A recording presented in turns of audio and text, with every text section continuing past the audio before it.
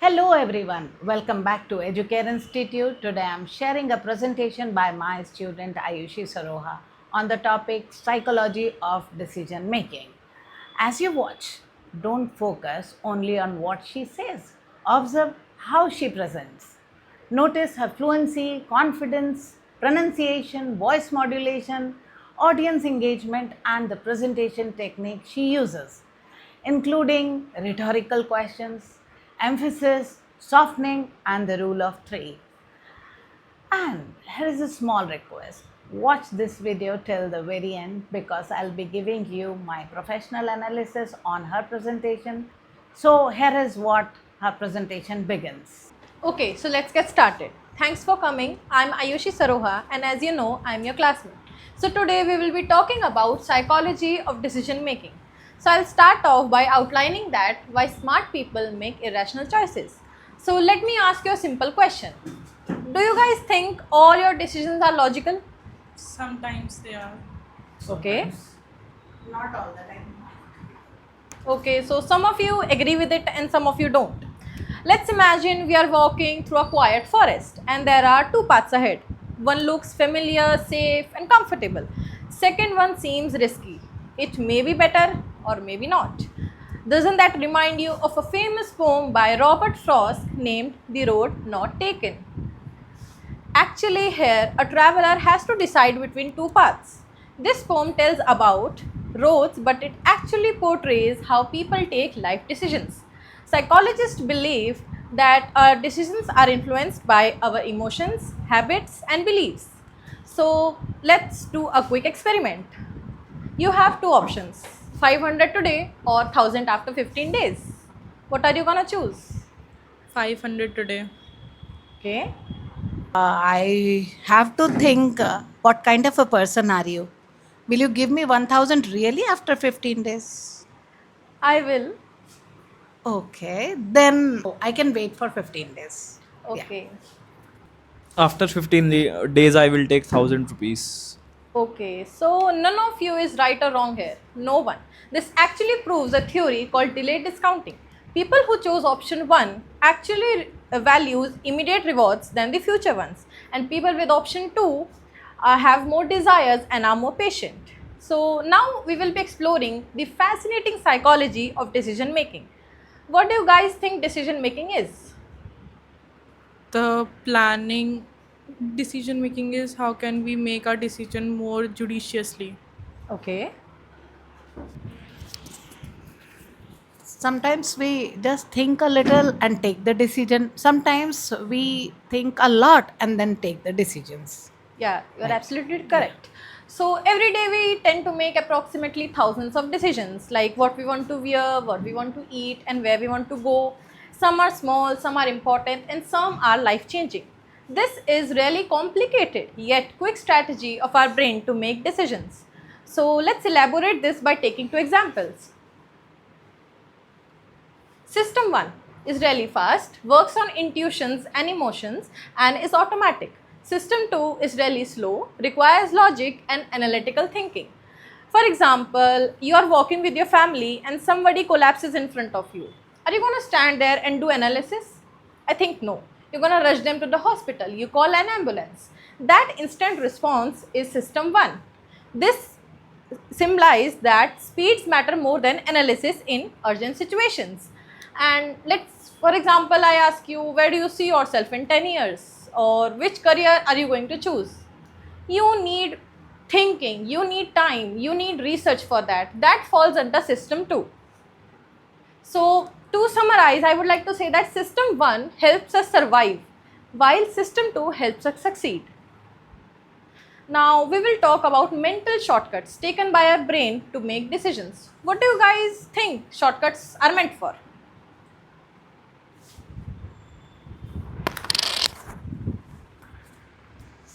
Ways that can ease our work.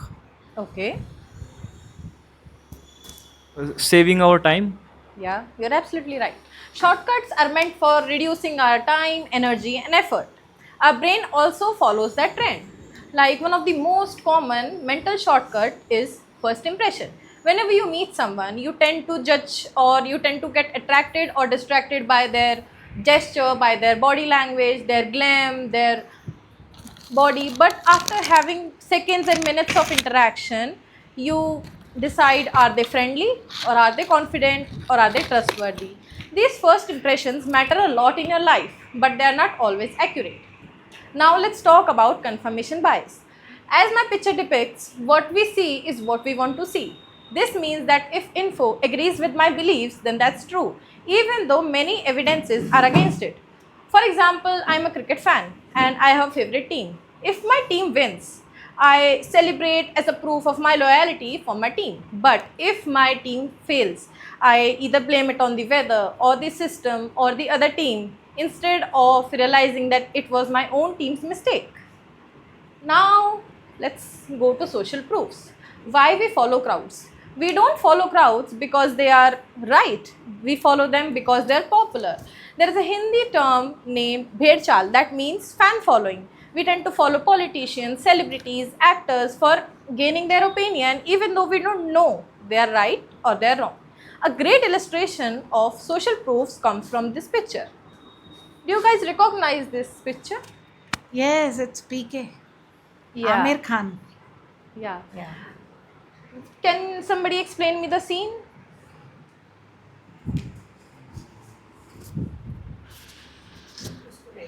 It is a scene from PK movie where Amir Khan plays a stone and puts some red color and leaves some money, Yeah. and then the college students think that it is a god and they starts to worship it. Yeah, you're absolutely right. For those who don't know, this is a scene from PK movie where Amir Khan places a stone beside on the roadside and places some money besides it.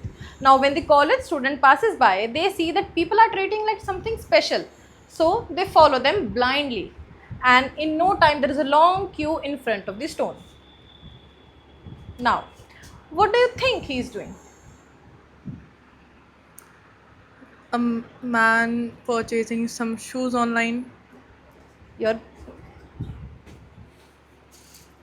The shoes are on 50% discount. Yeah, you're absolutely right. He's shopping online, although there is no need. But just because it's 50% sale on the app, he has to buy it now. A pair of shoes costing 2500 would look costlier, but if their price was 5000 with a 50% tag, it would look cheaper. Now, let me ask you guys one question. Are you on social media? Yes, we are. Okay. What kind of content do you like to watch? English movies. Okay. Kind of interest we have. Okay, so each scroll, each recommendation, each trend helps us decide what we want to watch, what we want to see, and what we want to believe. We try to follow the trends, like if baggy jeans are in style, I want them. If graphic tees are in design, I want them. So these algorithms are actually influencing our decisions. Every day, we tend to make decisions of different levels. Some last for minutes, like what we want to eat, wear, or watch. Some last for years, like which college to choose, which career to pursue, and which car to buy. And some can shape entire lifetime, like purchasing a home, buying a future, building a future, and choosing a life partner. We don't have one strategy for making decisions. There are different kind of decisions and we need different kind of strategies. Like for example, for taking everyday decisions, if you have problem in taking decisions, small decisions, you need to plan your day, avoid impulsive decisions, and follow some consistent routines. Career decisions, you need to research thoroughly, seek guidance from an experienced person, compare long-term opportunities, and align decisions with your goals. And for taking life-changing decisions, take time, don't rush. Evaluate long-term impacts, balance emotions with logic, and evaluate risk. So, I would like to conclude with the quality of your life is determined by the quality of your decisions. So, any questions? Yes. Suppose I take some wrong decisions in my life.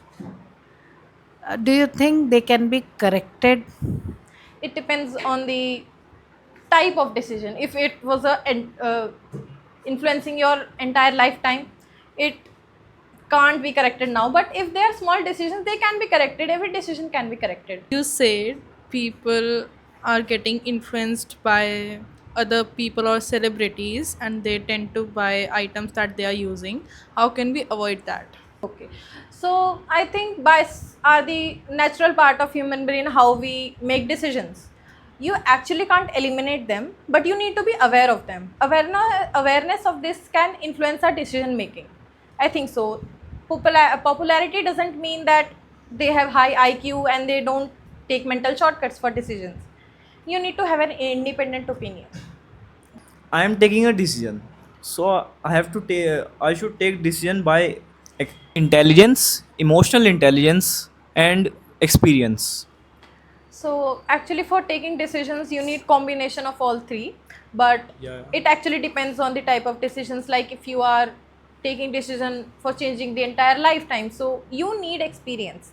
Here experience helps the most.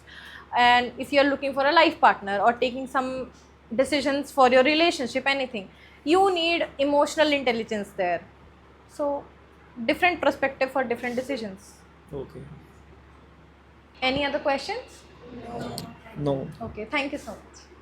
That's what Ayushi's presentation on psychology of decision making. Overall, I thoroughly enjoyed Ayushi's presentation and was genuinely impressed by her performance.